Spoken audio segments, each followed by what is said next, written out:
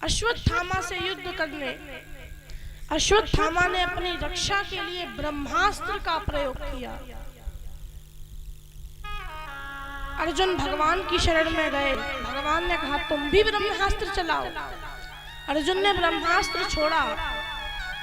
दोनों ब्रह्मास्त्र आपस में टकराने की स्थिति पर आ गए तो तुरंत वहां वेदव्यास जी प्रकट हुए। भगवान से कहा कि प्रभु, यदि दोनों ब्रह्मास्त्र आपस में टकरा गए तो सृष्टि का प्रलय हो जाएगा, विनाश हो जाएगा।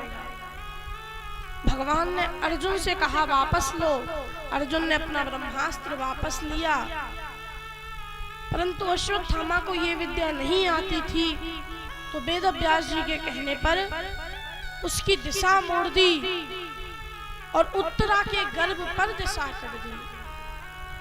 अभिमन्यु की पत्नी उत्तरा जो कि गर्भवती है, उसके गर्भ पर दिशा कर दी। अश्वत्थामा ने सोचा पांडव मुझे तो मार ही देंगे और एक ना एक दिन इन्हें भी मरना ही है। इनके कुल को आगे बढ़ाने वाला केवल एक उत्तरा का पुत्र है, मैं उसे भी नष्ट कर दूंगा तो पांडवों का वंश भी नष्ट हो जाएगा। उत्तरा के गर्भ पर ब्रह्मास्त्र को छोड़ दिया।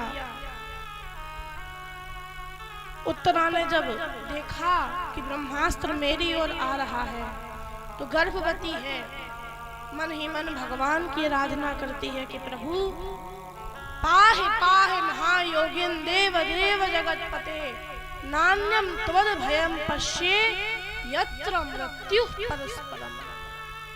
हे प्रभु,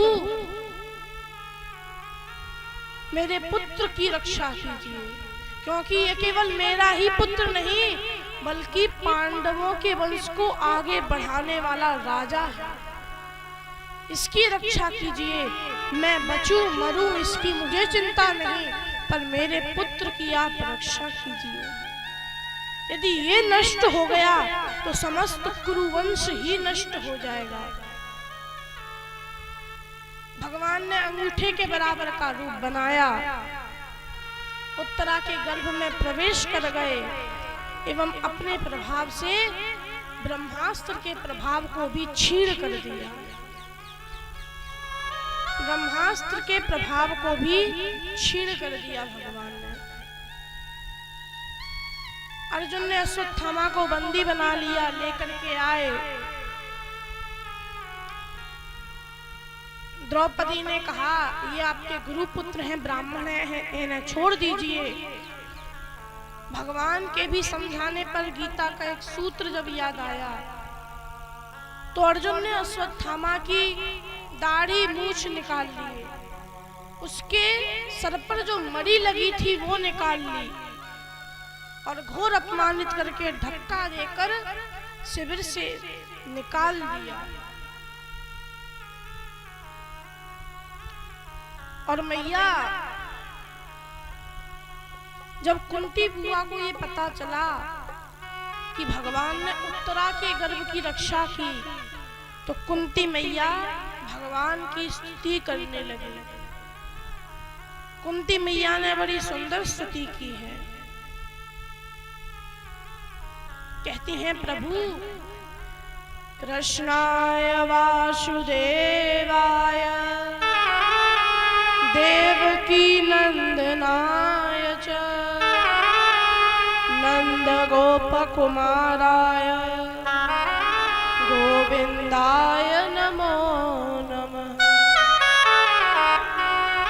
हे प्रभु, हे गोविंद, मैं तुम्हें प्रणाम करती हूँ। भगवान बोले बुआ आप उल्टी गंगा क्यों बहा रही हो?